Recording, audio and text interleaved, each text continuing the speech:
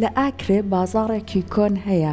سەرکۆ بەداخەوە وەکو پێویست خزمەت نەکراوە نۆژن نەکراوەتەوە هەر ئەمە وای کردو وردە وردە دوکانەکانی چۆڵ بێ خاوەن دوکانەکان خاوەن کەسب و کارەکان وردە وردە بەرەون ئەو بازاڕ و دوکان و شوێنانە بچن کە بۆ بازرگانی ئەبێ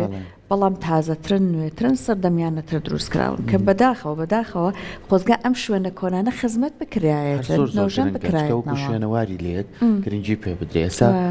چینە ئاکرێ بەڵام من نمونەیەکی کەش بێنمەوە بۆ نمونێ سامە چەندی شوێنەواری کەمان هەیە بازاری کۆنی کفری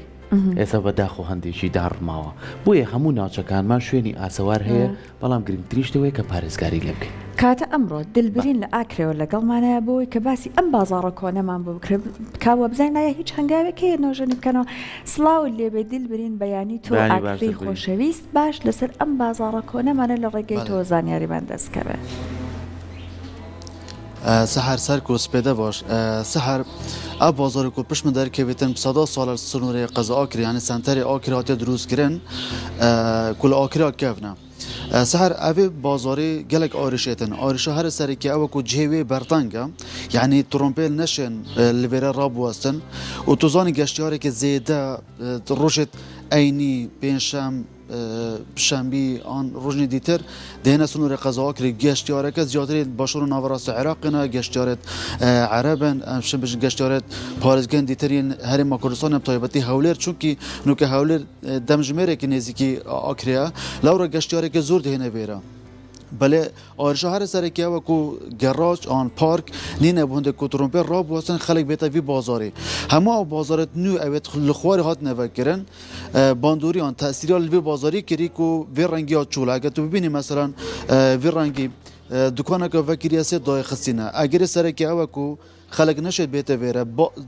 کون دا اب بازاره قربال خطری بازار سنوری قضا آکری بود یعنی همو عشیرت دوروبر همو گوند دوروبر همو داد نویره بوندی کو لویره کلو پلان بکرن بازاره که یعنی بازاره که تکله یعنی تنه یک تشی و گریدانیه بلکو جلوبرگی کردیت هن زیرنگریت هن جلن کردین جنایت هن یا ظلامایت هن یا زاروکایت هن بله وی رنگی و کتبینی کو پتریاوان اگه وینگر گمن هاری کار بیدن سحر و سرکو بیوی رنگی قفلتوان هاتینا دای خستن اما علامت آن نتیجه لسر هندی کو بازاره چول بو و کمترین خلق سردان وی بازارت کرد و کی تگوتی اف بازاره دویا با خدماتوی بهات باکرن جبلی کو دروست کنا پارکی یا نوشن کنا و چونکه پراستیجی بازار گله کی بسرو دلبرین اگر جوابیستی من پیم خوش بو پرسیار بکم لسر وی که هندێک لەو دوکانانە کە داخراوە و قفڵیان لێداوە بابەتی ئارشا هەرە سەرێکیە وەکو فەرمانگەیان حکومی یەک حکوومەتێ لەوێ ئاکریا کەڤنینە ئەوە هۆکارێکی سەرەکیە بۆ هەندێک و خەڵک دەمەکو هێندە فەرمانگەیان حکومی لە ئاکریا کەڤن چونکی فەرمانگە لێڤێرنینە ئەوەش دیسان بابەتێکی دیترە دیسان پرسێکە دیترە و ئەگەر فەرمانگەیان حکومی هات بنە ئاکریا کەڤن بێگومان دا بازاڕەوەی گەرم و گورتر بیت ببورە پێما بێ ئەگەر پرسیارم هەبێت لە دلبرین گوێی لێمان نەبوو بەڵام من ویسم بپرسم بزانین ئەو بازاڕەکە ئەوە مێژووی کۆنیە لە ئاکرەیە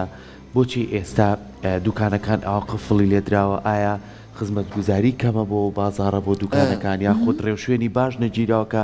ئاسانکاری بکە بۆ دوکانارەکان کە بتوانن کەلوپەلی باش بێن و بازاڕەکە گەرم و کوڕی پێوە دیار بێ هۆکارە سەرێکیەکە چییە ئەگەر جۆ لێمە دڵبرین بله هۆکارە سەرەکی ئەوە کو ئێرە کراوێ geleka giraniye û yani pitriyawan yan mulkêdwanin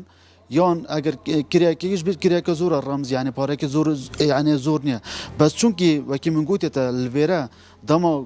xweziyam çûbûne dervê akirê ku me ev dîmene nîşan da ku bazar êre çend bazarekî asê wekî Silêmanê ku cancaliyeka zor li dewroberê wê lewra دما کو خلق بیتن ساره یعنی گوندی دوروبر سنتر باجری آکری بینه ویره پارک نینه بوندی کو خلق راب وستیتن بیتن نوا بازار دب کیف خو لوی بازار بگریتن لورا خلقی که زور نچار بو اوان دکان خو چول بکد و بوی رنگی قفلال بدتن یعنی نچاری دا با کو اگر شول نبو اگر کار ضعیف و خلق نهت ویره گشتار نه ویره خلق نهت شیب کردن مجبور کو دکان خو دا بخم بوی رنگی یعنی آر شکل هندنیه کو کریاویا گران بیتن یان بارگرانه که بتسر دکاندار آرشه که و کو دویت الحکومت یان ریک که بو وقتن کو افریقا وی بازاری در که بیتن بو خلکی بو گشتیار آسانکاری بتو بین ویره و پیسرحات بین کلوپل که چپیت وی هیا یه ظلام یه جنایت بچوکا بس اول نبوده هرچند گلک جاران باجروانی آکره قایمه گلک پروژن جواز ترا گاندی بونده که اف بازاره